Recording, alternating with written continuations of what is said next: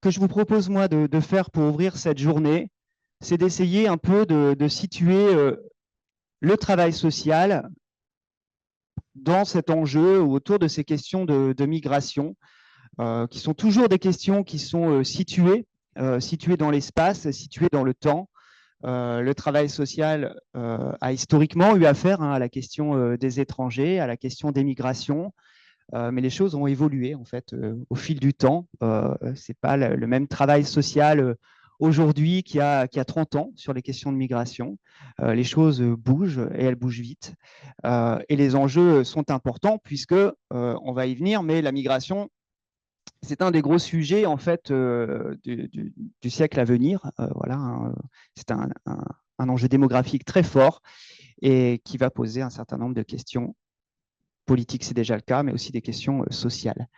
Voilà, donc on est parti ensemble pour 1 heure. Alors, je me représente quand même rapidement, Frédéric Ballière, je suis travailleur social de formation, formateur en travail social, j'ai longtemps exercé ici à la Pradis, et sociologue par ailleurs, et j'ai réalisé des travaux sur la question du travail social et des migrations, et je suis aujourd'hui formateur indépendant voilà, dans ce secteur. Je mène également des travaux de recherche. Alors, voilà, je le disais, la migration, c'est un enjeu démographique, politique et social. Démographique, c'est intrinsèquement lié à l'histoire de l'humanité, en fait. Euh, L'histoire de nos civilisations, elle est complètement déterminée par la question des migrations. C'est les migrations qui ont permis le peuplement de la Terre, l'émergence d'un certain nombre de sociétés, qui ont diffusé les savoirs, qui ont apporté voilà, un certain nombre d'avancées aussi sociales, technologiques. Donc ça, c'est aussi pour resituer que la migration, qui est souvent présentée comme un problème, a aussi des vertus et elle a permis, en bien des endroits de notre planète, voilà, de faire avancer l'humanité, tout simplement. C'est un enjeu démographique, donc historiquement, mais démographique aujourd'hui, parce qu'en fait, la population mondiale augmente et elle augmente très vite et les ressources ne sont pas extensibles. Et donc, ça pose un certain nombre de questions et ça génère des déplacements de population auxquels nous sommes toutes et tous confrontés. Et puis, c'est un enjeu social, parce qu'effectivement, pour les sociétés qui accueillent, mais aussi pour les sociétés qui voient partir euh, un certain nombre de personnes, eh bien, ça soulève des questions. Qu'est-ce qui se passe dans les pays d'émigration quand vous avez des élites qui s'en vont? Comment est-ce qu'on peut continuer à fonctionner? Pour les sociétés qui accueillent, comment est-ce qu'on peut permettre à ces populations de prendre place, leur permettre de contribuer aussi à l'avancée de la société? Donc voilà, ce sont des enjeux avec lesquels, en tout cas, les travailleurs sociaux et les militants sont aux prises au quotidien. Et puis, c'est un enjeu politique très fort. Alors, politique, encore une fois, parce que c'est la situation, c'est les choix politiques qui font qu'à un moment donné, les personnes aussi migrent. Voilà, c'est bon de le rappeler aussi. On a une histoire, et notamment une histoire coloniale, qui fait qu'on a chez nous certaines populations, qu'on a certains pays du Sud qui aujourd'hui voilà, sont confrontés à des enjeux nouveaux, doivent voilà, se structurer, développer des institutions, développer leur économie. Et ça a été aussi largement limité et grévé par l'histoire coloniale de la France. Je ne vais pas aller sur ce terrain-là, qui est un sujet qui peut faire controverse. Mais en tout cas, tout ça pour dire que l'immigration, elle est aussi déterminée par les politiques et par les politiques de nos sociétés industrielles. Et puis, un enjeu politique tout simplement aussi pour nous ici en France et en Europe, parce que voilà, il suffit d'ouvrir le JT tous les soirs pour entendre parler d'immigration, parfois voir aussi ce sujet instrumentalisé. En tout cas, c'est un sujet qui agrège un certain nombre de questions, qui fait débat et qui pèse lourd comment dire, dans la reconfiguration politique actuelle. Voilà, il suffit de voir ce qui se passe en Europe. On a quand même une montée un peu de la xénophobie, on a des régimes de plus en plus autoritaires qui arrivent. Il suffit de regarder ce qui se passe aux États-Unis. Voilà, donc la migration est un enjeu politique. D'ailleurs, quand on entend parler de migration depuis maintenant à peu près 20-30 ans, on entend souvent le terme de crise migratoire. Voilà, c'est-à-dire qu'il y aurait une crise auquel on serait confronté liée à l'arrivée massive de population. Alors, c'est beaucoup sous cet angle-là que c'est présenté dans l'espace médiatique et politique, mais ça ne fait pas consensus du tout chez les chercheurs, ni chez les praticiens et les militants qui sont aux prises avec ces questions-là, parce qu'en fait, pour eux, de crise migratoire, il s'agit surtout d'une crise de l'accueil. Et que ce que révèle la migration, c'est la difficulté aussi de nos sociétés à accueillir des populations voilà, qui migrent pour des raisons qui sont économiques, politiques, mais pour lesquelles on est en partie responsable. Voilà, donc je pose ça là, mais juste pour vous dire que ce n'est pas forcément cette idée de crise migratoire quelque chose qui ça mérite d'être interrogé, en fait. Et j'en arrive du coup au fil qu'on va essayer de tirer ensemble, et je vais essayer de respecter le temps qui m'est imparti, c'est quelle place le travail social peut-il avoir face aux défis des migrations internationales? Voilà, donc la question qui est posée, c'est qu'est-ce qu'évoque pour vous le mot migration? Et on voit qu'un certain nombre d'idées apparaissent à partir de vos contributions. Voilà, donc on va s'arrêter là parce que l'enjeu, c'est quand même qu'on en parle un petit peu.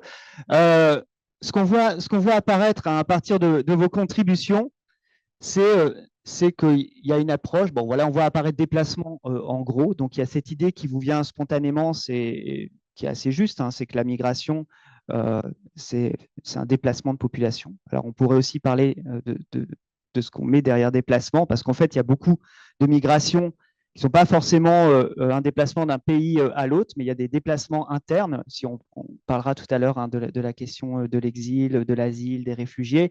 En réalité, les déplacements, ce n'est pas toujours du sud vers le nord, c'est aussi souvent au sein même des pays d'émigration d'une région à l'autre, voire dans les pays limitrophes.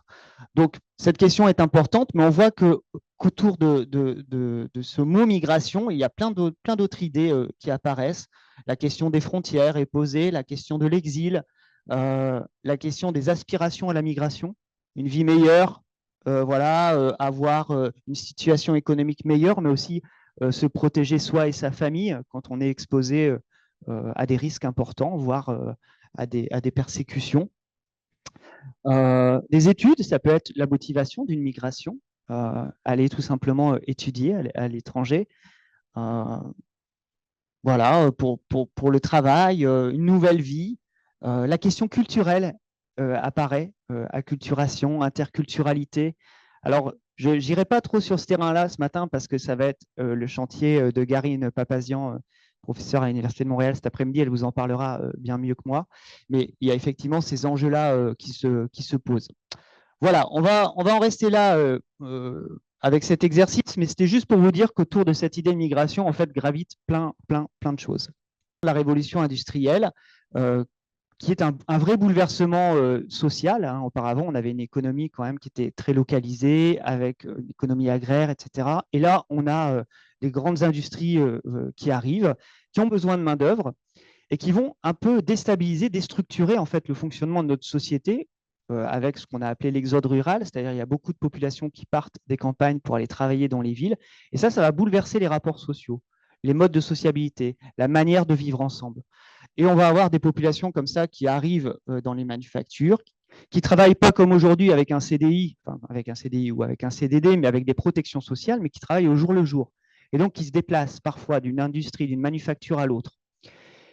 Et dans cet essor industriel, les grandes manufactures, elles ont aussi besoin de main-d'œuvre et parfois la main-d'œuvre locale ne suffit pas. Et c'est comme ça qu'on va voir émerger les premières vagues d'immigration qui sont au départ le fait de nos voisins tout proches, c'est-à-dire les premières immigrations, c'était les Belges, c'était les Suisses, c'était les Italiens qui venaient en France voilà, au 19e pour vraiment contribuer en fait à l'essor économique, au développement de l'industrie. Ces mouvements de population, elles vont exposer l'État à un enjeu nouveau. C'est comment contrôler une population qui devient un peu plus mouvante. À une époque où l'État-nation tel qu'on connaît aujourd'hui se constitue. Hein. Vous savez, avant, c'était l'Ancien Régime, voilà, il y avait une monarchie, c'était un fonctionnement social complètement différent. Quand l'État, après la Révolution, se constitue, il a un enjeu, c'est mettre en place des politiques publiques contrôler sa population, recenser les personnes. Avant le recensement, c'était l'Église, mais après, il a fallu recenser les personnes pour mieux intervenir auprès d'elles, mieux les contrôler. À un moment où les mouvements de population, où les gens bougent plus, en fait, pour aller chercher du travail, pour être dans les manufactures, où on fait appel à l'immigration. Et donc, il va y avoir un enjeu pour l'État à définir qui fait partie de la communauté nationale, à mettre en place tout un système d'identification. Et ça va être l'émergence du Code de la nationalité en 1889, c'est-à-dire qui définit comment et à quelles conditions on est français ou on n'est pas français. Voilà, c'est à partir de ce moment-là vraiment que cette question se pose. Avant, elle était moins prégnante que ça. Il y avait moins d'enjeux parce qu'il n'y avait pas cet enjeu pour l'État d'avoir prise en fait sur sa population et de mettre en place les politiques publiques. Il va y avoir ensuite, début du XXe, la Première Guerre mondiale, qui pose un problème démographique majeur, c'est que vous avez 27% de la population en âge de travailler qui meurt sur les champs de bataille. Et donc, quand il faut reconstruire le pays, on a à nouveau besoin en fait, de faire appel à de la main-d'œuvre. Et donc, on va avoir à nouveau de nouvelles vagues d'immigration qui sont encouragées, hein, encore une fois, par l'industrie, par les manufactures, pour reconstruire le pays avec des migrations en provenance, là aussi plutôt d'Europe, d'Allemagne, d'Espagne, d'Arménie, de Pologne, d'Italie. On a des travailleurs immigrés qui viennent contribuer voilà, à la reconstruction et surtout en fait, au développement de l'industrie. À partir des années 30, on est dans une période qui se complique un peu. Voilà, je convoque à nouveau vos souvenirs d'histoire. C'est la montée en France et en Europe d'un sentiment xénophobe, c'est la montée du nazisme. On a une crise économique, parce que souvent les idées xénophobes prospèrent en fait sur un terrain économique qui est pas favorable. Et il va y avoir la Grande Dépression, et on a ce sentiment xénophobe qui monte, avec une fermeture progressive de l'immigration jusqu'à la Seconde Guerre mondiale. Dans le même temps, on commence quand même à avoir, parce qu'on a ces vagues d'immigration, les prémices d'une action sociale en direction des étrangers. Et peut-être avez-vous entendu parler, pour ceux qui s'intéressent à ces questions, du service social d'aide aux immigrants, qui a disparu en 2004, mais qui était un service d'action sociale qui existait depuis donc 1934, international, qui avait une ramification en France, et qui a été l'un des premiers à développer une action spécialisée en direction des étrangers. Voilà, donc avec du conseil juridique, mais aussi l'accompagnement social, psychosocial. Je vous expliquerai tout à l'heure, mais il a disparu assez récemment. Voilà, donc là, on est Deuxième Guerre mondiale. Donc, vous savez hein, ce qui s'est passé, voilà, des millions de morts, la Shoah, des millions de personnes déplacées aussi à travers l'Europe. L'enjeu de la construction d'un nouvel ordre international, qui est en train un peu d'être défait en ce moment, mais qui est né aussi de ça, c'est-à-dire vraiment de plus jamais ça, en fait. Plus jamais des millions de personnes voilà, massacrées, plus autant de population. Et donc, émerge, juste après la Seconde Guerre mondiale, un statut international pour les réfugiés. C'est ce qu'on a appelé la Convention de Genève. Voilà, alors, je sais pas, j'y reviendrai un peu tout à l'heure, mais c'est un statut, en fait, sous l'égide des Nations Unies, qui va définir à quelles conditions on peut être protégé si on est persécuté dans son pays. Et donc, un droit à être accueilli dans les pays qui ratifient la Convention pour bénéficier d'une protection. La France, elle ratifie ce traité le 25 juillet 1952 et elle va créer l'Office français de protection des réfugiés et des apatrides. Voilà, je pose ça, mais en réalité, au départ, en tout cas juste après-guerre, ce n'est pas tellement à partir du champ de l'asile et des réfugiés que va continuer à se développer l'immigration. C'est plutôt une immigration de travail, et vous allez comprendre pourquoi. Parce qu'en fait, après-guerre, on est à nouveau dans une période où il y a un enjeu de reconstruction du pays, où il y a un développement économique important et où on a besoin de main-d'œuvre. Et donc, en fait, les gens n'ont tout simplement pas besoin de demander l'asile pour arriver en France et être pris en charge. On a tellement besoin de main-d'œuvre qu'on va les chercher, même dans les pays d'immigration, et qu'on les fait venir. Donc, au départ, l'asile existe, le statut est créé, Mais ce n'est pas cette modalité d'entrée qui va être mobilisée, en fait. C'est plutôt l'immigration de travail. Donc là, on entre dans une autre période. La France face aux enjeux de la reconstruction. Donc des années 50 jusqu'en 1974. Vous allez comprendre pourquoi je dis 1974 après. Là, on a à nouveau une immigration de travail qui se développe en provenance plutôt des pays du Maghreb, où la France avait des colonies où elle était présente.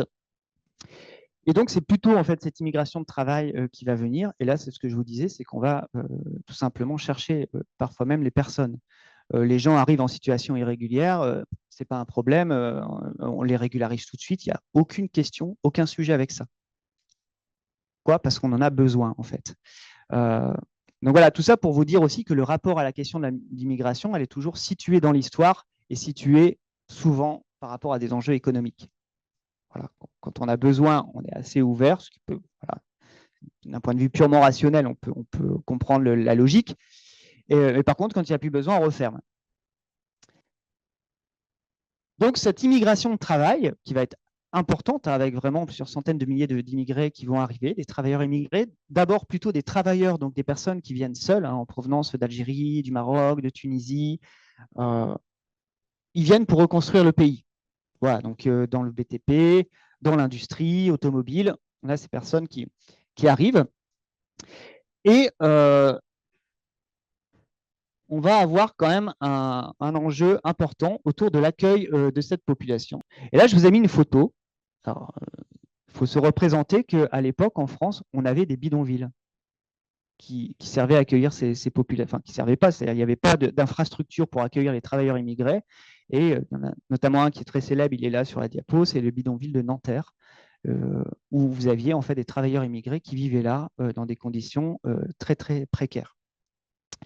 On a eu aussi des camps de transit, c'est-à-dire vraiment des camps presque qui ressemblent à des camps d'internement, mais qui accueillaient en fait les populations, qui ont parfois servi d'ailleurs à enfermer des étrangers à certaines périodes de l'histoire, notamment pendant la Seconde Guerre mondiale, mais qui à cette période-là ont servi à accueillir des gens soit qui étaient rapatriés, par exemple d'Algérie au moment après la guerre d'Algérie, ou les harkis par exemple, ou des travailleurs parce qu'on n'avait pas de quoi les loger. Et vous avez, si vous allez en Occitanie, par exemple, je vous invite à aller à Rivesaltes, visiter le camp de Rivesaltes. Il y a un super mémorial qui est vraiment chouette. Et vous allez découvrir en fait quelles étaient les conditions d'accueil de ces populations voilà, qui arrivaient. Et donc la France est confrontée à un enjeu, c'est comment prendre en charge cette population dont on a besoin et comment l'héberger. Et c'est dans ce contexte-là que vont se développer, vont être construits les grands ensembles. Alors, les grands ensembles, c'est quoi? Aujourd'hui, c'est les quartiers qui sont réhabilités en périphérie des grandes villes de France. Donc voilà, c'est pour résorber le bidonville de Nanterre qu'on a créé des grands ensembles. Vous avez eu à Amiens aussi voilà, tout le quartier nord qui a été érigé à cette période-là. C'était aussi pour donner des logements et des hébergements à ces travailleurs immigrés. Et donc, on en arrive à ce qui nous intéresse aujourd'hui, c'est l'émergence d'une action sociale et médico-sociale en direction des populations immigrées qui se fait au départ pour prendre en charge, en fait, les travailleurs. Et donc, vous allez avoir, par exemple, la construction des foyers Sonacotra, qui existent dans à peu près toutes les villes de France. Ce sont les foyers qui vont accueillir, en fait, des travailleurs immigrés isolés. Aujourd'hui, Sonacotra, c'est l'ancêtre d'Adoma. Et donc avec des travailleurs sociaux parfois, pas toujours, mais où il y avait voilà, un accompagnement, alphabétisation, aide aux droits et hébergement. L'action sociale du SSAE qui se développe, hein, j'en parlais tout à l'heure, le service social d'aide aux immigrants, qui se développe à mesure que ces populations arrivent pour les conseiller, pour faciliter l'accès aux droits. Et puis, vous allez avoir dans le travail social institutionnel que tout le monde connaît, c'est-à-dire ce qu'on a appelé par exemple la polyvalence de secteur, ce qu'on appelle aujourd'hui la polyvalence de secteur, les assistantes sociales dans les MDSI. Bon, avant, c'était l'État. Mais elles vont avoir dans ces territoires-là, par exemple dans les grands ensembles, à prendre en charge les questions de l'accueil de ces populations, de l'accès à l'enseignement pour les enfants, des enjeux de regroupement, on en parlera après, mais de regroupement familial. Donc en fait, la question migratoire, elle va irriguer le travail social classique, entre guillemets, et ça devient plus seulement l'objet du travail social spécialisé, mais on retrouve la question migratoire un peu partout, comme c'est le cas aujourd'hui. Voilà, donc au départ, qui se pose plutôt autour de la question des droits. Voilà. En parallèle, je vous ai mis 2 colonnes. Là, c'est le travail social pro, institutionnel, mais en parallèle, vous avez tout un champ militant qui se développe, avec parfois d'ailleurs des liens entre les deux. Avec la CIMAD qui existait auparavant, qui a eu une grosse, les collègues en parleront tout à l'heure, mais qui a eu une grosse activité aussi pendant la Seconde Guerre mondiale, mais après-guerre, qui va aussi développer dans les quartiers, dans les grands ensembles, des permanences, voilà, et une présence auprès de ces populations. Des associations militantes, mais qui sont le fait, en fait, des communautés qui se sont implantées et qui vont défendre les intérêts, les droits des travailleurs.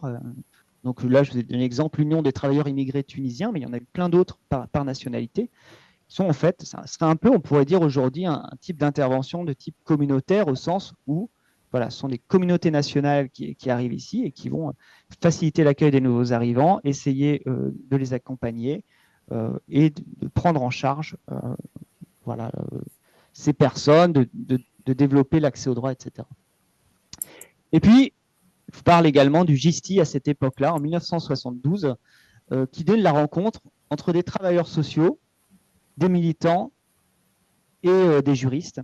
Et le GISTI, il va avoir historiquement une place importante dans la défense des droits des exilés, c'est qu'il va investir ce qu'on appelle, ce que les sociologues appellent l'arène juridique, c'est-à-dire ils vont aller sur le terrain juridique pour vraiment porter un certain nombre de situations devant les tribunaux, faire avancer une jurisprudence de défense du droit des étrangers, avec d'autres, avec la CIMAD aussi, mais ils vont largement contribuer à outiller en fait la défense juridique des étrangers, en faisant avancer la jurisprudence.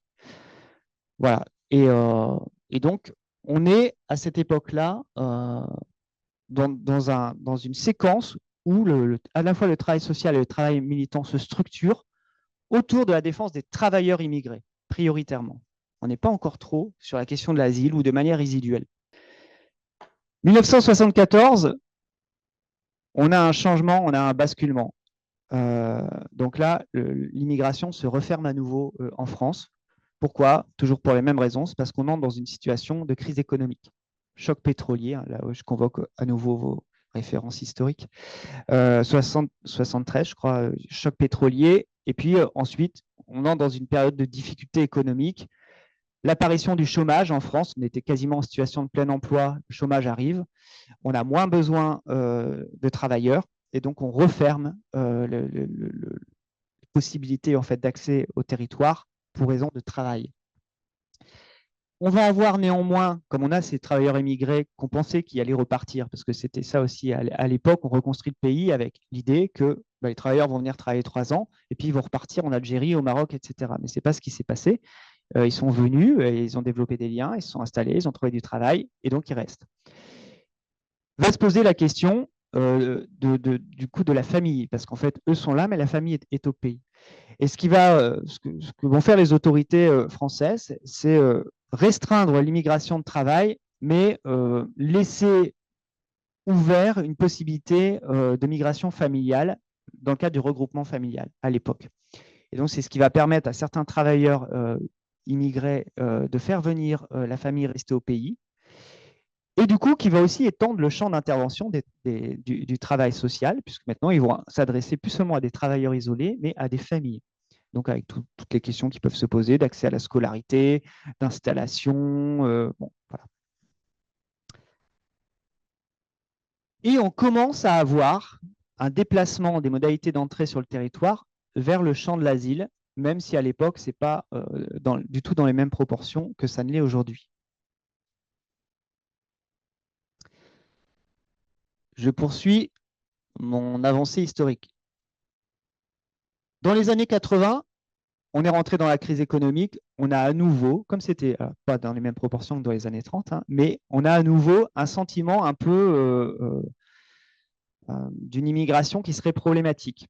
On a moins besoin de faire venir les immigrés pour travailler, et l'immigration devient un sujet politique.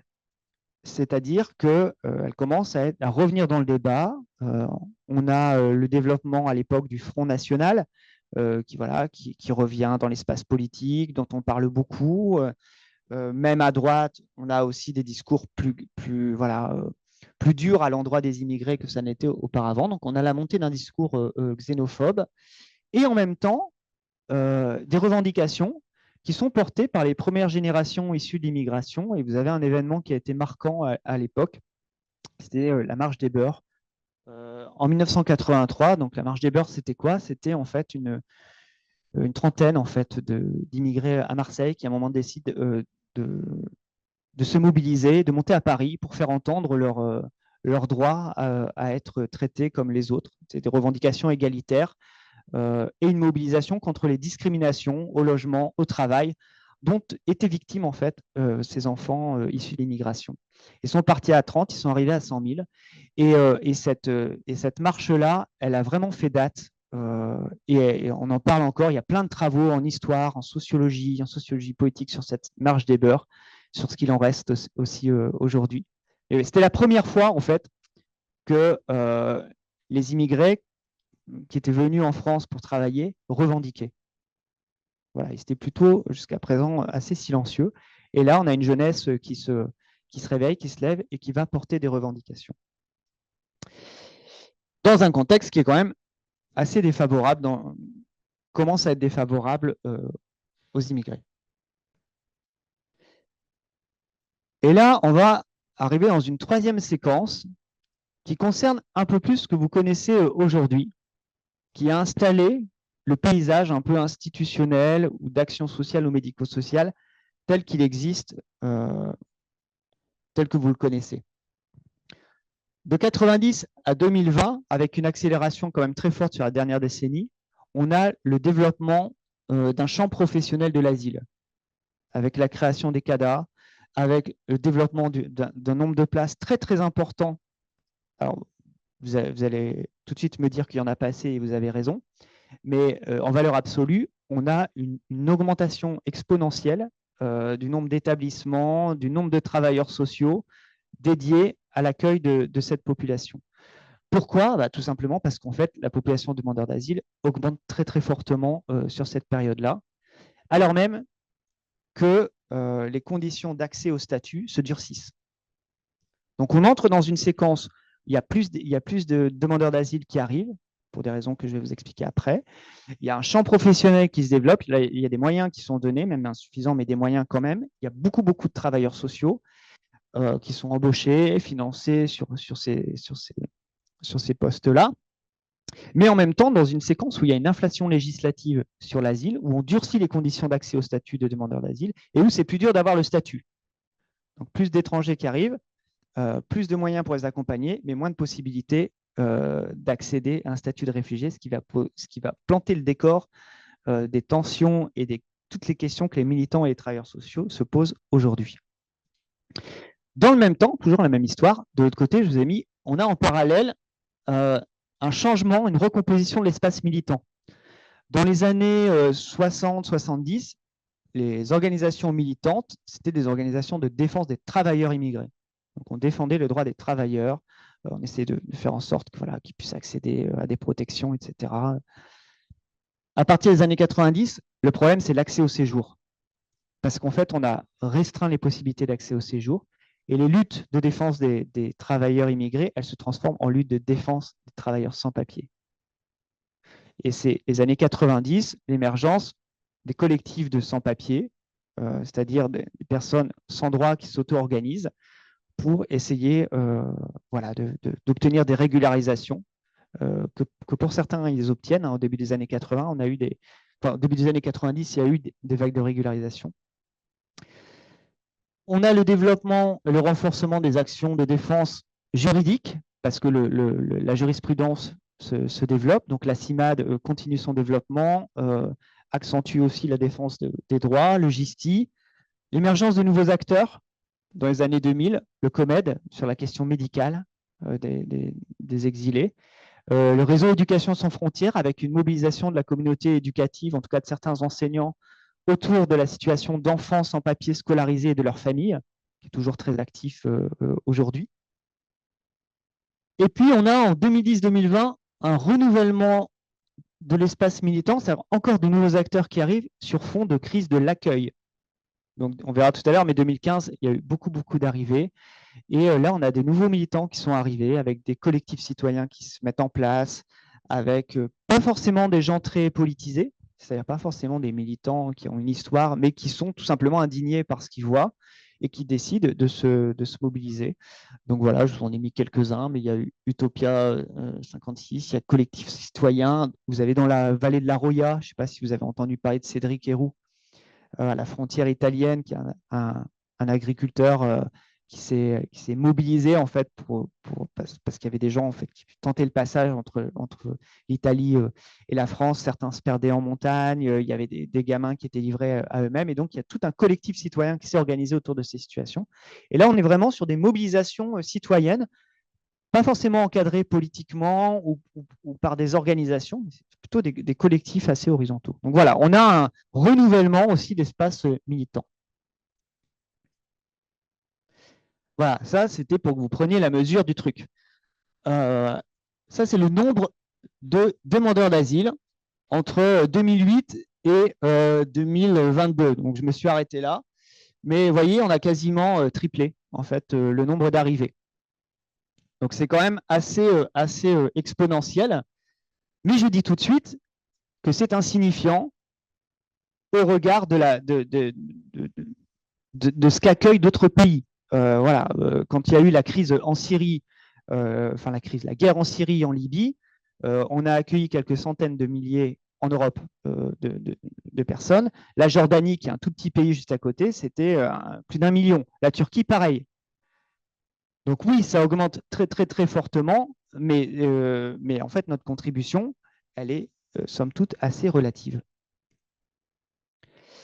Et ça, c'est le développement des structures, du nombre de places dans le DNA, dispositif national d'accueil, avec donc à la fois la moitié des places qui concernent plutôt le CADA, Centre d'accueil pour demandeurs d'asile, qui sont des structures où vraiment il y a un accompagnement assez soutenu sur la question de l'accès à l'asile. Il y a d'autres types d'hébergements où les moyens ne sont pas les mêmes. Donc là, j'ai mis CPH, c'est vraiment l'accompagnement des réfugiés statutaires. Donc, ça fait partie du DNA. Mais après, ce qu'il faut dire aussi, c'est qu'il y a beaucoup de places qui ont été créées dans le dispositif d'urgence. Et les dispositifs d'urgence, parce qu'il y en a plusieurs, ce n'est pas le même travail d'accompagnement qui peut être proposé, parce que ce n'est pas les mêmes moyens, en fait. Et donc, du coup, on a eu un nombre très important de places dans le DNA qui a augmenté, mais pas. Alors, ça a augmenté fortement, mais ça ne couvre pas tous les besoins, parce qu'on est bien au-dessus des 120 000 en 2022 sur l'autre graphique que je vous ai montré. Mais surtout, l'augmentation, elle se fait surtout sur de l'urgence. Elle se fait pas mal sur de l'urgence. Donc voilà, ça ne solutionne pas toutes les difficultés.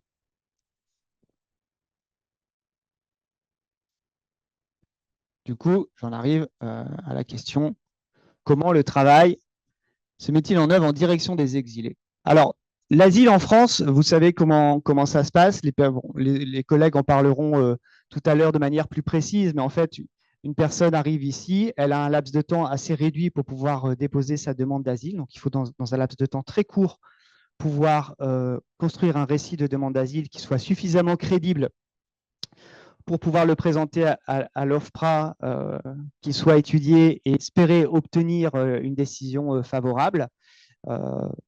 C'est le cas pour, en réalité, largement moins de la moitié des personnes. Souvent, en première instance, d'ailleurs, ça ne passe pas. Les personnes doivent faire un appel devant la Cour nationale du droit d'asile, où là, la situation, lorsque c'est possible, elle est réexaminée. Et au final, on a plus de 60% des personnes qui sont déboutées. Je ne dis pas de bêtises sur les chiffres, je m'adresse aux collègues. On est à peu près dans ces proportions-là. Donc 60% sur tout au long du parcours.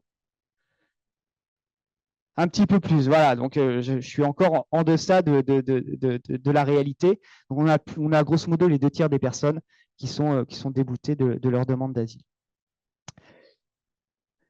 Donc il y a un enjeu très fort pour elles à obtenir ou à réussir en fait à convaincre de leur légitimité à être protégées. C'est ça l'enjeu de la demande d'asile, c'est une quête de reconnaissance.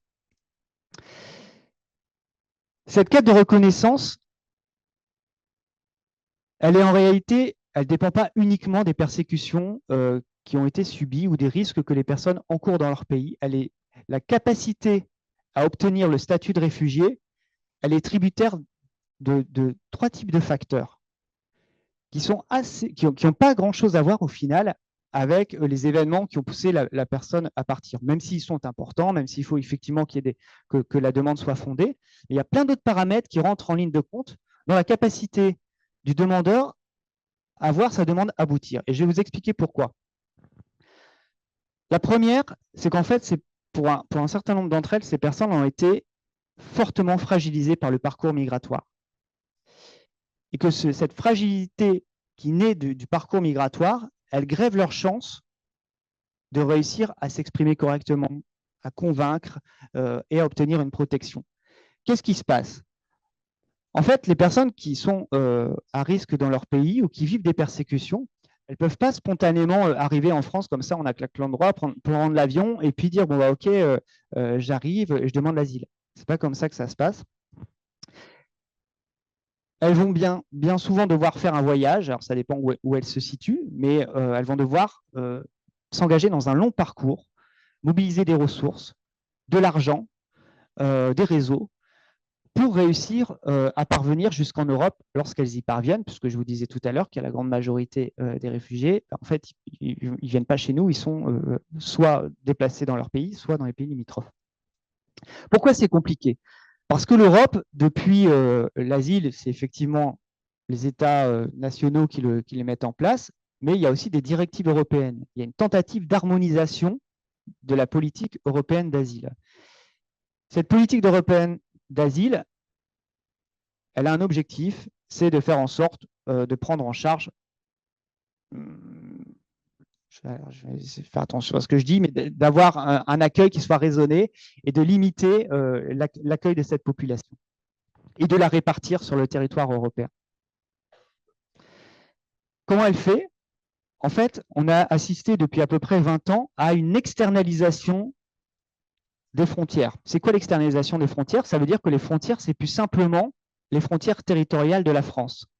C'est essayer de déplacer la frontière au plus près possible du pays d'immigration. Comment ça se passe? En fait, vous avez des accords qui sont passés avec les pays de transit ou les pays d'immigration pour empêcher les personnes de remonter. Donc, vous avez des accords de coopération entre l'Europe, certains pays du Maghreb, l'Algérie, d'autres, où, contre l'aide au développement, on demande en fait à ces pays d'empêcher les gens de remonter. C'est-à-dire de mettre en place des contrôles. On a des refoulements qui s'opèrent. Moi, quand j'ai fait ma thèse, j'ai recueilli des récits d'exilés qui expliquaient qu'ils avaient été, alors ils étaient partis du Congo, mais ils étaient passés par tas de pays en Afrique de l'Ouest. Ils arrivent jusqu'en Algérie, ils remontent quasiment à la frontière du Maroc, et là, ils se font arrêter par une patrouille algérienne, qui les mettent dans des camions, qui les redescendent et qui les redéplacent en fait à la frontière du Mali. En fait, il y a des checkpoints en fait, qui sont mis en place, qui sont le fait de la politique européenne d'immigration, mais qui ont lieu en fait sur le trajet même de ces personnes. Et qu'est-ce que ça produit?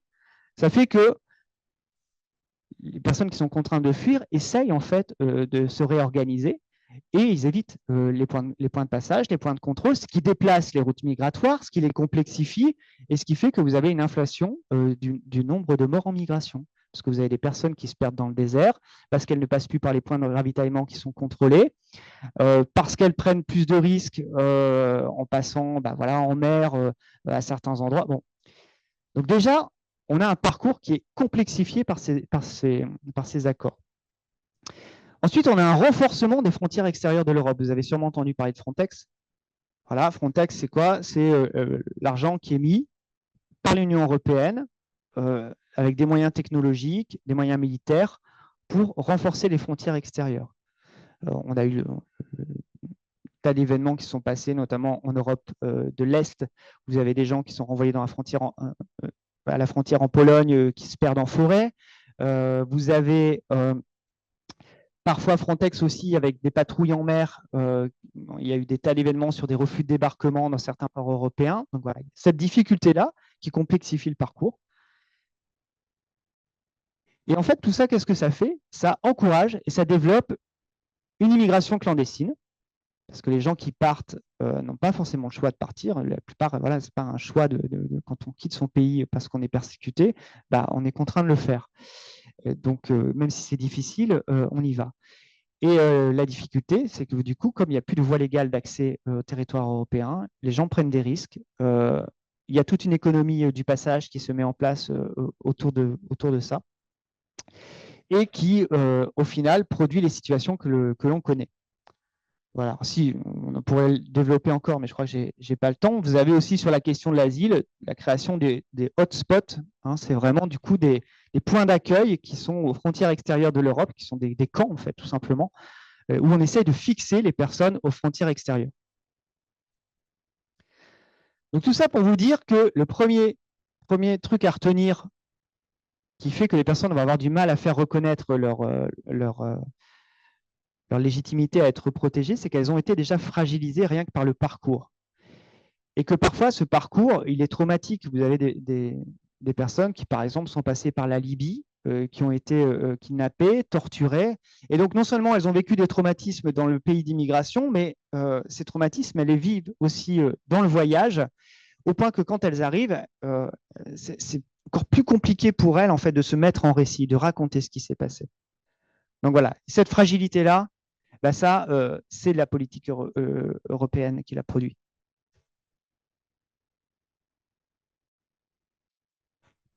Deuxième fragilité des parcours, elle est liée aux conditions d'accueil de ces populations. Alors, je prends tout de suite des précautions puisqu'il y a des travailleurs sociaux qui sont là et vous êtes des futurs travailleurs sociaux. Je suis pas en train de parler de l'engagement des intervenants. Je suis en train de parler du système en fait tel qu'il est construit, qui est un système qui, au regard des besoins, est sous-dimensionné. Voilà, c'est-à-dire qu'il y aurait besoin de plus de places en CADA, plus de ressources pour pouvoir vraiment permettre à ces personnes de se mettre en situation de demander l'asile. Et en réalité, ce système est très contraint.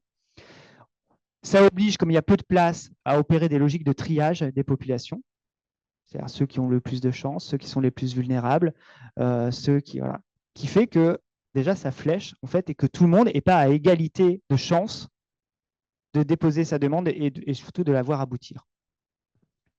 Et parfois des orientations dans le DNA qui ne tiennent pas compte de la volonté des personnes, mais aussi des éventuels supports communautaires qu'ils pourraient avoir, est-ce qu'ils ont des relations ici ou là. Ça peut casser en fait des modes de solidarité qui existaient chez ces personnes, qui ne sont pas des ressources institutionnelles, mais qui sont des ressources personnelles dont elles disposaient, qui ne peuvent pas être mobilisées parce qu'on leur dit bah, c'est comme ça, comme ça, comme ça. Donc ça, c'est une deuxième limite en fait à la capacité des personnes à essayer de convaincre de la légitimité de leur demande. Et puis, il y en a une troisième, c'est les conditions d'examen de la demande d'asile.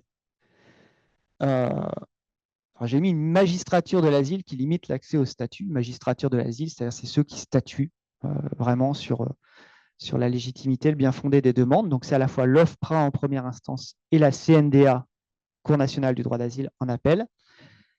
On a une évolution sociologique des personnels de l'OFPRA. Il y a des travaux qui ont été menés là-dessus. Je vous renvoie aux travaux de Madame Akoka, qui a fait un gros travail là-dessus, et à d'autres, où en fait, ils ont étudié le profil sociologique de ceux qui examinent. Au départ, c'était des personnes qui étaient expertes, d'ailleurs parfois issues même de la migration, des pays d'émigration, donc il y avait une connaissance très très fine des réalités géopolitiques locales, qui permettait de porter un jugement sur l'asile qui était étayé par cette connaissance très précise en fait des pays d'immigration. Ce n'est plus le cas aujourd'hui. Ces institutions étaient confrontées à des restrictions de moyens très importantes à un moment où le nombre de demandes explose. Et vous avez eu des mouvements sociaux en 2024, notamment à l'OFPRA, des grèves avec des agents de l'OFPRA qui disent on ne peut plus travailler, on ne fait plus du bon boulot en fait. On n'a plus les moyens d'examiner la demande d'asile. Donc en fait, on bâcle les dossiers parce qu'on ne peut pas faire autrement. Et donc ça détermine aussi la capacité ou les chances des gens à voir leur demande aboutir, encore une fois, indépendamment des événements qui les ont projetés dans l'exil. Et puis enfin, troisième idée, là je parle plus de la CNDA, c'est le pouvoir discrétionnaire des juges de la CNDA. Alors, ça c'est pareil, hein, c'est un truc un peu polémique, mais il y a des travaux qui ont été menés. Je vous renvoie aux travaux de Didier Fassin, Karolina Kobolinski, qui ont ethnographié les instances de la CNDA, donc qui ont regardé comment les juges formaient le jugement. Et ils se rendent compte qu'en fait, alors déjà, souvent les juges de la CNDA, ce n'est pas des juges comme les juges des autres, comme dans les tribunaux. C'est parfois des gens qui ont eu un parcours ailleurs. Moi, j'ai rencontré dans une conférence à Lyon un juge de la CNDA qui était un ancien de la marine marchande. Voilà. Donc des gens qui n'ont pas forcément une formation juridique solide. Ça peut, mais et ça peut ne pas être le cas non plus. Donc c'est des profils un peu atypiques. Et ce qu'ont montré Fassin et Karolina Kobolinski, c'est qu'en réalité, c'était aussi la formation du jugement est aussi déterminée par des considérations morales et politiques. C'est-à-dire que la décision qui va être octroyée en votre faveur, elle dépend voilà, des convictions personnelles pour partie des juges, même s'ils sont plusieurs, des juges que vous avez face à vous. Et donc là, on a aussi une part d'incertitude. Donc si on combine la fragilité du parcours, d'ailleurs, je n'ai pas terminé, il y a aussi ça, c'est-à-dire les dispositions que les personnes ont elles-mêmes, est-ce qu'elles maîtrisent la langue ou est-ce qu'elles ne maîtrisent pas la langue? Maîtriser la langue, c'est quand même une ressource, en fait, même s'il y a de l'interprétariat, etc., c'est quand même une ressource importante pour réussir voilà, son parcours. La présence ou non de supports communautaires, c'est-à-dire est-ce que quand elles arrivent en France, elles ont été aiguillées?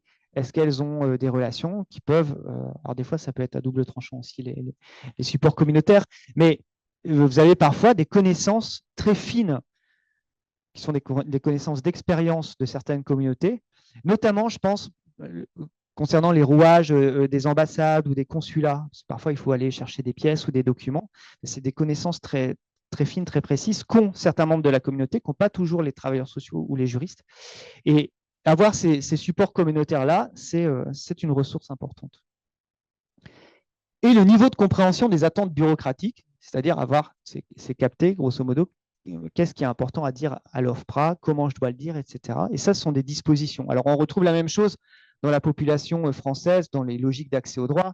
Voilà, hein, si vous êtes au RSA, que vous maîtrisez bien les codes, que vous savez ce qui va être attendu des gens qui vont prendre une décision sur une demande que vous formulez, vous avez plus de chances de voir cette demande aboutir. Et ça, ce sont des compétences, quoi, des dispositions qui sont inégalement distribuées dans cette population.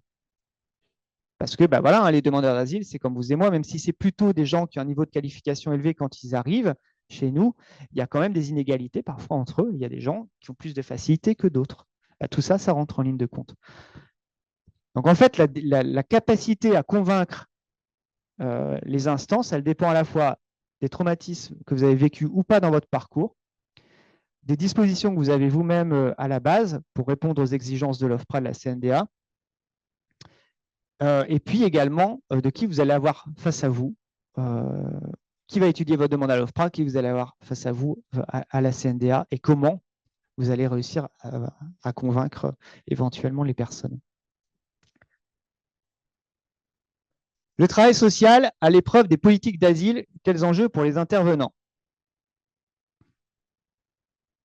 Il y a un enjeu, c'est d'accompagner des gens qui sont tout simplement très fragilisés par le parcours. Au-delà même de l'asile, si vous voulez, la migration, ça entraîne un ensemble de ruptures. C'est une rupture en fait avec le pays d'origine, avec les réseaux de sociabilité qu'on avait sur place, avec une communauté, avec des solidarités. C'est une rupture aussi avec une culture. Alors en fait, culture, c'est aussi des codes, c'est comment on est en relation avec les autres, comment on s'adresse aux institutions. Et donc tout ça, en fait, ce sont des repères qui disparaissent avec une migration qui est brutale, qui parfois n'est pas choisie. Et donc, c'est un enjeu pour les travailleurs sociaux ou pour les intervenants militants que de prendre en considération ça. Je pense que Garine en parlera cet après-midi. Autre enjeu important pour l'accompagnement, le travail social, c'est prendre en compte les traumatismes liés aux persécutions et ou aux menaces. Alors, pourquoi c'est un enjeu? Parce que c'est compliqué, parce que ça appelle des connaissances, des habilités relationnelles aussi, hein, vraiment de comment du coup on peut accueillir ça. Mais le problème, c'est que ça doit être fait dans un laps de temps très court, parce que c'est moins d'un mois pour vraiment pouvoir accompagner la mise en récit. Et donc, du coup, il y a vraiment un enjeu là à réussir à le faire avec des gens qui sont parfois traumatisés, voilà, donc sans rajouter au traumatisme. Et c'est un vrai sujet, une vraie question. On en parlera peut-être après. Et puis, autre atteinte biographique forte vécue par les personnes, c'est un déclassement social brutal. Alors, contrairement à d'autres populations du travail social, alors, je ne dis pas que c'est mieux, hein, mais où du coup, soit ce sont des personnes qui vivaient ou qui se sont socialisées dans la pauvreté, qui ont connu ça depuis longtemps, qui ont du coup fonctionnent en fait avec ces contraintes-là. Là, c'est autre chose. Ce sont des personnes qui vivent une dégringolade, qui parfois avaient une situation au pays, des responsabilités, pour certains, un travail, voilà, tout à fait, qui leur permettait de subvenir à leurs besoins, une place reconnue. Et du jour au lendemain, tout ça disparaît. Du jour au lendemain. Et du coup, il y a un enjeu là aussi pour les travailleurs sociaux à accompagner ce qui peut être des atteintes identitaires liées à ce déclassement. J'en parlais tout à l'heure, soutenir la quête de reconnaissance, c'est aussi faire face aux stigmates qui pèsent sur le demandeur d'asile et qui est largement entretenu par la politique nationale du droit d'asile qui institue le doute ou le soupçon sur la véracité du parcours. Et donc, il y a toute une logique en fait légale de demande de production de preuves, mais qu'on va retrouver au-delà de la politique d'asile après dans les liens éventuels avec la préfecture, dans d'autres procédures de régularisation du séjour, mais où a priori, la personne qu'on a face à nous, elle ne dit pas la vérité. En tout cas, elle a approuvé ce qu'elle avance. J'en parlais, temporalité de la procédure versus temporalité de la mise en récit. Comment réussir à trouver le point d'équilibre qui rend possible de produire un récit dans un laps de temps aussi court. Et enfin, un enjeu très fort, un travail relationnel qui agit contre les atteintes à l'intégrité de soi. Ces personnes vivent un déni de reconnaissance et il y a un enjeu pour les travailleurs sociaux à remettre de la reconnaissance là où elle a disparu. C'est-à-dire, qu'est-ce qui permet dans la relation d'accompagnement, au-delà de tout ce qui a réalisé pour la procédure d'asile, de faire en sorte que les personnes se tiennent debout et ne s'effondrent pas. Qu'est-ce qu'on peut reconnaître chez elles de leur identité, de ce qui les fait appartenir à la commune humanité, pour faire en sorte que voilà, elles ne s'effondrent pas alors qu'elles vivent vraiment des choses très, très, très, très difficiles.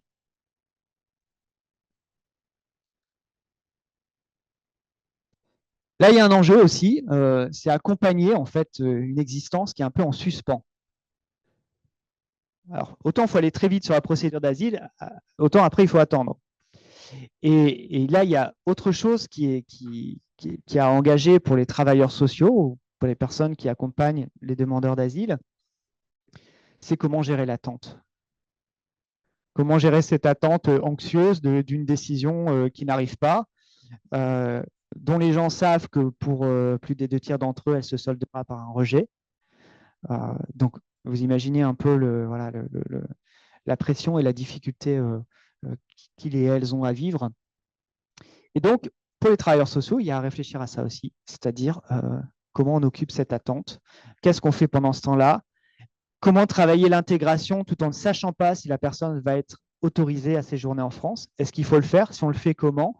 Avec quelles ressources? Voilà, c'est comment on occupe tout ça. Faire face au déni de reconnaissance et à ses implications sanitaires et sociales, on n'a pas le temps d'en parler trop là, mais ce contexte de vie, il prend corps, en fait, entre guillemets, chez les personnes, c'est-à-dire il se traduit la plupart du temps par des problèmes de santé physique ou mentale. Il y a une symptomatologie de l'exil qui existe, qui émerge, en fait, avec cette procédure, et qui, à mon sens, traduit un glissement des enjeux sociaux et politiques de l'exil vers le corps. Voilà, c'est-à-dire qu'il y a des manifestations somatiques, psychiques, mais aussi somatiques, qui sont liées aux difficultés que ces personnes ont à vivre. Et à mon avis, au déni de reconnaissance qu'elles ont à subir. Que parfois, on est obligé d'en passer par le corps pour faire reconnaître les atteintes identitaires qu'on vit à travers cette situation d'exil. Enfin, un enjeu qui me semble très important aussi pour les travailleurs sociaux, c'est comment tenir au confluent de deux logiques d'action publique qui sont diamétralement opposées. D'un côté, une logique humanitaire, d'accueil, d'hospitalité, qui est celle de l'État social, de la philosophie de l'asile, etc. Et une logique répressive, qui est celle du contrôle migratoire, de la restriction des flux migratoires, qui en France convoque malheureusement aussi les travailleurs sociaux. Ce n'est pas le cas dans tous les pays. Moi, je suis allé communiquer il y a 1 an et demi en Belgique, où les travailleurs sociaux, comme c'est un État fédéral, sont plus à distance en fait des injonctions politiques de l'État. En France, bon, on a le droit de se le dire ici, on a la Pradis, voilà, il y a une pression très forte qui pèse sur les travailleurs sociaux et sur les opérateurs de l'asile, qui sont quand même voilà, sous la tutelle directe de ceux qui payent, c'est-à-dire des dettes, dont les dettes, c'est la préfecture. Et la préfecture, c'est l'État. Enfin, c'est le ministère, en fait. Donc voilà, du coup, il y a des forces contraires qui s'exercent et qui s'incarnent dans la posture même du travail social et qui vont compliquer l'action des travailleurs sociaux, les soumettre à des dilemmes éthiques, pratiques, dont peut-être vous nous parlerez tout à l'heure. Voilà, et je vais en arriver à la conclusion qui en fait n'est pas une conclusion, mais plutôt une ouverture pour, on prendra un petit temps de discussion, mais surtout après pour la table ronde qu'on va avoir. Voilà, des questions que je me suis posées ou que j'ai travaillé un peu. Comment les travailleurs sociaux, c'est quoi la spécificité en fait de l'intervention près de ces populations, sur quoi on peut s'appuyer? Moi, j'interroge la part discrétionnaire de l'acte professionnel, c'est-à-dire qu'est-ce qui se passe dans la pratique des travailleurs sociaux qui n'est pas encadré par l'institution, mais qui fait que ça tient. Donc des choses qu'on ne dit pas trop, qu'on sait qu'elles existent et qu'on tolère parce qu'il faut que ça fonctionne, mais qui ne sont pas non plus autorisées. Et en fait, je pense que c'est beaucoup dans ces espaces-là et dans ces marges-là que se met en œuvre l'aide à cette population. La question, et c'était aussi le sens de la journée, c'est-à-dire de faire dialoguer des militants, des travailleurs sociaux et aussi des personnes concernées, qui ont aussi des ressources et des connexions, c'est comment tout ça se rencontre et comment ça déborde les frontières institutionnelles. C'est-à-dire comment l'action, elle se met en place dans le secret de l'accompagnement, parfois, c'est un peu dans la discrétion, mais comment aussi, des fois, pour dépasser les limites, elle déborde l'institution et elle va se connecter à d'autres types d'acteurs. Voilà, c'est ce que j'aimerais discuter avec vous après. Et puis, une autre dimension qui me semble tout à fait intéressante, et pour avoir discuté avec certains intervenants, je sais que c'est mobilisé, c'est comment, du coup, les travailleurs sociaux soutiennent la participation locale, sociale des personnes qui sont en situation d'exil. Moi, ça me semble extrêmement intéressant parce qu'en réalité, les politiques de contrôle migratoire, elles promeuvent l'inverse. C'est-à-dire, elles ont plutôt tendance à restreindre la citoyenneté, à mettre les gens dans des situations qui sont un peu paradoxales, c'est-à-dire à attendre d'elles de bien se comporter, de devenir des bons exilés pour éventuellement un jour obtenir une régularisation, mais tout en ne permettant pas de le faire, c'est-à-dire sans promouvoir réellement la participation locale, l'accès à la citoyenneté, tout simplement la possibilité de travailler. Bon, voilà. Tout ça sont des choses, sont des éléments qui permettraient à des personnes de prendre place socialement. Et donc, je trouve extrêmement intéressant les initiatives qui sont faites par les travailleurs sociaux ou par les militants de soutenir la participation locale, d'inscrire localement. Là où les gens sont ancrés, ils s'ancrent en fait, donc c'est plus difficile après qu'ils s'en aillent. Et voilà, bon, c'est des pistes à réfléchir. Voilà, je vous propose de prendre un temps de discussion et de prendre des questions, voilà, si vous en avez. On voudrait savoir c'est quoi CNDA? Alors, la CNDA, c'est la Cour nationale du droit d'asile. J'ai expliqué très rapidement, je vais revenir dessus tout à l'heure. Si vous voulez, dans l'accès au statut de réfugié en France, il y a deux instances. La première, c'est l'OFPRA, qui va statuer sur le récit qui est réalisé dans les premiers jours d'arrivée en France. L'OFPRA va se positionner, va dire, voilà, oui, je délivre le statut de réfugié, non, je ne le délivre pas. Et il y a une possibilité pour les personnes de faire appel de la décision devant une juridiction qui s'appelle la Cour nationale du droit d'asile. Et donc là, on présente à nouveau le récit, la personne est entendue et invitée à s'exprimer, et la CNDA se positionne sur l'octroi du statut ou sur son rejet. C'est 18% à peu près qui obtiennent l'asile après être passés à l'OFPRA et un peu plus de 30 au total après le recours à la CNDA. Question, vers qui envoyer la DNA, alors, entre parenthèses, création 1973, avant la création des CADA? Les personnes étaient prises en charge par rapport à l'hébergement. Du coup, la question, c'était le droit commun. L'hébergement, c'était le droit commun. C'est-à-dire, on avait des demandeurs d'asile dans les CHRS. Alors, quelles sont les possibilités pour une personne déboutée par l'OFPRA et la CNDA? Alors là, je peux en dire quelques mots parce que j'en ai fait une thèse. Je pense qu'on peut. On a un peu de temps, donc tu peux aussi développer cet axe-là. En fait, c'est un peu toute la question de l'asile. Enfin, c'est une des questions importantes de l'asile en France, puisque ça a été dit, 70% à peu près des personnes sont déboutées à l'issue de leur passage par la CNDA. Une partie de ces personnes, en fait, basculent dans le droit commun, mais un droit commun qui est quand même sacrément limité, c'est-à-dire avec des difficultés d'accès à des dispositifs comme le CHRS, et donc elles vont se retrouver plutôt sur des prises en charge très précaires en urgence, parfois avec des ruptures.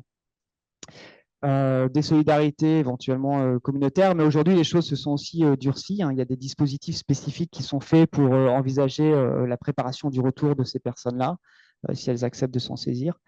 Donc on est sur quelque chose, sur un peu une zone grise de l'action publique qui est assez paradoxale parce que, en réalité, comme on est face à une politique publique qui fabrique 70% des personnes en situation irrégulière, il y a un enjeu à la fois pour l'État à ne pas permettre trop facilement la régularisation de ces personnes, mais en même temps à ne pas rendre visible trop fortement que la politique d'asile, elle produit en nombre des personnes en situation irrégulière.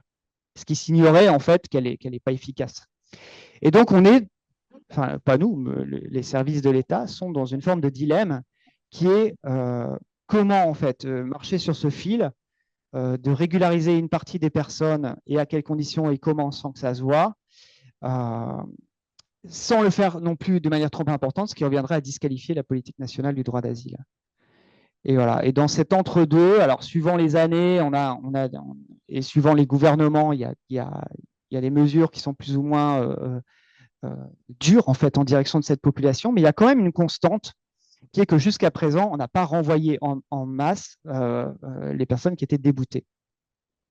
Voilà. Et donc, il y a un enjeu pour l'État à continuer à invisibiliser cette situation-là. Ok, merci.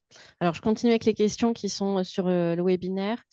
Alors, il y a une question, alors je vais lire le commentaire. Vous évoquez la confluence, le paradoxe humain versus répression très prégnante dans l'accompagnement. Ces effets de résistance permanents entraînent des formes de surinvestissement et des risques psychosociaux particuliers. Que pourriez-vous en dire? Tu veux que je répète? J'ai bien compris, mais du coup, celles et ceux qui sont les plus à même d'en parler, ce sera les travailleurs sociaux qui sont exposés. Moi, j'avais fait avant la thèse un master sur l'intervention sociale auprès des personnes en situation irrégulière, avec une recherche dans un dispositif qui s'appelait le dispositif Hôtel. En fait, les travailleurs sociaux, pendant parfois des années, intervenaient auprès de personnes pour lesquelles il n'y avait pas de perspective de régularisation. Et ce que j'avais pu mettre en évidence, c'est qu'il y avait alors un surinvestissement très fort du travail relationnel dont je parlais tout à l'heure. C'est-à-dire que les personnes n'adossaient plus forcément leur pratique à l'idée du droit quand ce n'était pas possible ou à l'idée de l'émancipation, mais ils référaient ça à une forme de travail social humanitaire avec un enjeu de dire, dans ce contexte-là, j'essaie de maintenir la dignité des personnes, de produire de la reconnaissance, de faire en sorte qu'elles ne s'effondrent pas. Alors ça, c'était et donc il y avait une requalification en fait de l'intervention sociale avec plus les mêmes, qui n'étaient plus adossées aux mêmes valeurs. C'était plutôt des valeurs qui étaient référées au travail de l'urgence, au travail humanitaire. Un surinvestissement du travail relationnel, donc qui peut avoir des effets de risques psychosociaux, parce qu'en fait, il faut tenir cette situation-là, mais la tenir aussi pendant des mois, voire parfois pendant des années. Voilà, c'était ce que j'avais pu observer. Bon, de toute façon, je pense qu'on pourra reprendre un Ouais. peu cette question-là avec nos intervenants de la table ronde. Mais là, ce que tu dis, ça fait aussi écho dans ton déroulé, là, sur la fin, tu parlais de symptomatologie un petit peu des réfugiés. Est-ce que tu pourrais en dire un petit peu plus? Parce que pour éclairer un peu tout le monde, je pense que c'est important de prendre en compte, en fait, cette question-là, pour moi, dans l'accompagnement des personnes.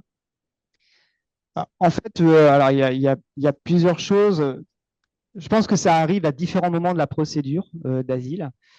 C'est assez prégnant au moment où les personnes arrivent en France, et c'est lié en fait probablement à la rupture brutale avec le pays d'origine, tout, tout tous les cadres sociaux, culturels qui donnaient une place à ces personnes et qui brutalement disparaissent. En fait, elles deviennent hyper exposées en quelque sorte. Et on observe en fait dans les services d'urgence, dans les permanences d'accès aux soins de santé, souvent les personnes arrivent dans les premiers jours qui suivent l'arrivée avec cette symptomatologie de l'exil. Donc voilà, là qui est liée vraiment aux ruptures. Mais il y a quelques années, j'avais fait une enquête au CHU d'Amiens, la permanence d'accès aux soins de santé, sur le rapport aux soins des demandeurs d'asile. Je m'étais rendu compte qu'ils avaient une mise en tension du corps au moment important du parcours. Donc je parlais vraiment du moment de l'accueil, mais ça survenait aussi à des moments où, par exemple, ils obtenaient la décision de l'OFPRA, où là, on avait à nouveau parfois l'émergence de problèmes de santé qui étaient importants. Et moi, j'avais analysé ça aussi comme une forme de déplacement en fait, des enjeux sociaux et politiques de l'asile vers le corps. C'est-à-dire que quand les personnes n'arrivent pas ou n'arrivent plus à faire entendre leur légitimité à être aidées, le droit qu'elles peuvent avoir à être reconnues dans ce qu'elles souffrent, et que le discours ou que le récit ne suffit plus, la mise en avant du symptôme, des problèmes médicaux, c'est aussi un moyen de faire reconnaître une souffrance en fait, d'exil qui n'est pas suffisamment prise en considération par les institutions. Et ça va même plus loin, parce qu'en fait, en réalité, ça peut permettre, dans certaines situations à des personnes, l'émergence de problèmes de santé, de recouvrer des droits, là où ils n'en avaient pas ou là où ils n'en avaient plus. Et donc, on a quelque chose d'assez pernicieux, c'est que l'action publique produit de la souffrance ou des problèmes médicaux, et c'est à l'aune de problèmes médicaux ou d'une souffrance psychique que les personnes arrivent à réintégrer certains dispositifs ou à accéder à certaines ressources sociales. Bon, voilà, ça c'est ce que Fassin appelle la médicalisation de l'expérience. Donc c'est comment du coup des questions sociales se transforment en questions médicales pour que les personnes réussissent à essayer d'obtenir certaines ressources. Alors, il y a encore d'autres questions. La demande d'asile prend parfois des années. Pourquoi ne laissant pas ces personnes travailler, ce qui peut être en leur faveur s'ils sont déboutés? Alors, est-ce que c'est clair? Bah, ouais, c'est clair. Alors, il y a eu des avancées sur le travail. Là, je laisserai parler tout à l'heure parce que je suis plus au fait exactement de quand ils peuvent travailler. Je pense dans les premiers temps, il y a une possibilité. 6 mois, voilà, dans les 6 premiers mois. Les demandeurs d'asile ont interdiction de travailler durant les 6 premiers mois de la procédure de demande d'asile. Et après 6 mois, en cas de non-réponse de l'OFPRA, et souvent les délais sont plus longs, ils peuvent éventuellement travailler. Mais enfin, c'est très, très compliqué et dans la pratique, en général, on ne le voit pas. Et avec la loi Retailleau, ce qui est absolument incroyable parce qu'on nous a fait une réclame pas possible en disant que voilà, les métiers en tension, on avait besoin quand même de régulariser. Eh bien, les personnes qui ont travaillé, comme ce qu'on vient de dire, pendant leur demande d'asile et qui ont eu donc un titre de séjour avec droit au travail uniquement en tant que demandeur d'asile, ainsi que les travailleurs saisonniers et les étudiants, n'ont pas accès aux nouvelles dispositions de la loi Retailleau. Donc, ça veut dire que personne n'a accès, puisque les autres, ils ont travaillé, mais de façon irrégulière. Et compte tenu de la pression qui est faite, eh bien, travailler de façon irrégulière, actuellement, il y a quand même des patrons qui se désistent, qui disent bah non, on ne peut plus vous garder, quoi. Existe-t-il une différence entre la demande d'asile des MNA, donc des mineurs non accompagnés, et les autres immigrés? Donc, on parle des mineurs non accompagnés, je pense, hein. Donc, les mineurs non accompagnés, en principe, devraient être pris en charge par l'ASE, ce qui n'est pas toujours le cas, hein, puisque pour certains mineurs, en fait, on dénie leur minorité. Et donc, dans ce cas-là, il peut y avoir des tests d'évaluation de leur minorité qui, quelquefois, ces tests disent que non, ils ne sont pas mineurs, ils sont majeurs. Et les prises en charge au niveau de l'ASE sont très compliquées par manque de moyens aussi. Voilà ce qu'on peut dire sur l'accueil. Mais normalement, les mineurs étrangers devraient être pris en charge, au moins jusqu'à leurs 18 ans. Parce qu'il y a beaucoup aussi de mineurs qui arrivent seuls, hein, non accompagnés. Oui, par rapport aux tests qui sont faits, ils ne sont absolument pas fiables. Et nous, on est témoins de situations absolument incroyables. On a accompagné l'année dernière un jeune qui était arrivé, il avait 12 ans et 7 mois. Il avait une sœur jumelle qui était un peu plus forte que lui. Ils ont été déclarés majeurs. Et à ses 18 ans, il a eu plein de problèmes, hein, forcément, parce qu'après, c'était administrateur ad hoc, ce n'était pas un accompagnement comme les autres, hein. Et finalement, il se retrouve avec des troubles psy, et puis il a maintenant 21 ou 22 ans, et c'est la cata, quoi. Alors, une question des étudiants éducateurs spécialisés de Beauvais. Y a-t-il un travail effectué de la part des pays où le flux migratoire est présent? Exemple, Côte d'Ivoire. Et dans le cas du retour des personnes, comment sont-elles insérées dans leur pays d'origine? Alors, pour la Côte d'Ivoire, je ne sais absolument pas. Je peux juste donner quelques idées. Ce qui est sûr, c'est que l'enjeu de la question du retour en fait, des personnes qui n'ont pas été admises au séjour est un enjeu, en tout cas pour l'État français, ça c'est sûr. Il y a des procédures qui existent, notamment avec l'OFII, qui sont censées faciliter la réadmission, pas la réadmission, le retour des personnes et leur réinstallation au pays, donc avec parfois des financements. Mais c'est aussi un enjeu dans le cadre de l'aide au développement des pays d'Europe qui en fait financent des programmes à la fois pour empêcher les personnes de partir, c'est-à-dire qu'ils font la promotion de rester au pays, mais aussi pour faciliter leur réadmission quand c'est possible. Donc voilà, c'est un enjeu important qu'on retrouve à la fois dans les politiques migratoires en France, mais aussi dans les politiques d'aide au développement dans ces pays. Alors là, je vais lire un commentaire qui se termine par une question d'une personne sur le webinaire. Donc, il est travailleur social. Il ne comprend pas pourquoi la France ne saisit pas l'opportunité qu'elle a, à savoir des personnes jeunes motivées pour travailler et attachées à la France. Cela répondrait à plusieurs besoins, parer l'effet du papy-boom et les conséquences sur les retraites, l'emploi dans les secteurs en tension, renouveau démographique, plus richesse de l'interculturalité. Il y aura juste à mettre l'accent sur le volet intégration et formation que cette opportunité est à saisir. La crise économique de la protection sociale et démographique ne se résoudront pas en limitant aux ressources. Et là, la question, c'est durcir l'immigration, n'est-ce pas accélérer la fragilité que vit la France actuellement? En fait, voilà la remarque, la question de ce travailleur social nous dit à quel point la question migratoire est une question politique. C'est-à-dire ce qui pose, c'est effectivement un choix politique et au-delà un choix idéologique.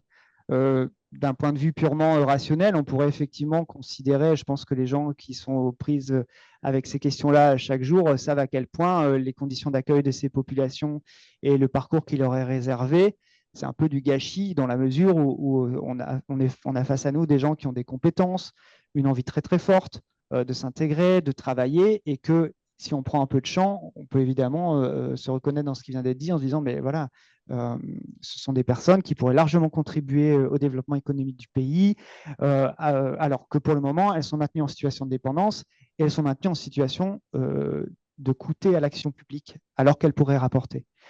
Voilà, donc c'est un choix politique. C'est un choix politique, et après, il faut interroger pourquoi il est celui-ci. Parce que la question migratoire, c'est un peu ce que j'ai essayé de montrer en retirant le fil historique. Dans une période de crise, économique, on a une tendance vraiment à resserrer, à refermer les choses. Ça demande du courage politique que d'avoir un discours comme celui-ci, et ce n'est pas forcément quelque chose qui est porté actuellement, en tout cas dans l'espace politique.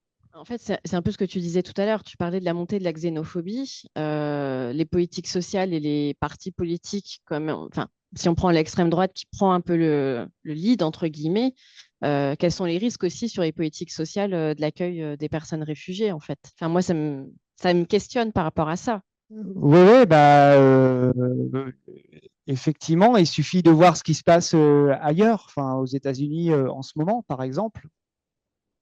Voilà, ça donne un peu à voir ce que peut être une politique d'extrême droite qui met en place des politiques migratoires. C'est-à-dire, on érige des murs et voilà, et on renvoie les gens. On peut parler aussi des patrons solidaires. Souvent, ce sont des artisans qui ont des boulangeries, des boucheries ou autre chose. Et c'est vrai que c'est un mouvement qui a émergé il y a 3-4 ans à peu près. Mais pour le moment, on n'en est pas encore à ce qui s'est passé en Italie, malgré l'élection de quelqu'un d'extrême droite qui parlait un discours à la Trump. Malgré ça, il y a eu la régularisation de 400 000 personnes dont on avait besoin à cause de la pression justement qui était faite. Et moi, je me demande si en France, ça n'arrange pas certaines catégories de population de maintenir toute une population sans papier et qui travaillent dans les petites mains. Ils étaient là quand il y a eu le Covid, mais on n'en a pas parlé. On a parlé des soignants, mais eux, ils étaient là aussi. Oui, d'ailleurs, c'est toujours très surprenant d'entendre les représentants du patronat parler de la question migratoire, parce que parfois, on se surprend à avoir des points de convergence avec eux en se disant, ah bah, et eux de défendre justement le maintien d'une immigration, les possibilités de régularisation à certains moments, parce que tout simplement pour des considérations économiques, parce qu'effectivement, c'est une main-d'œuvre qui pourvoit des emplois et dont on a besoin tout simplement.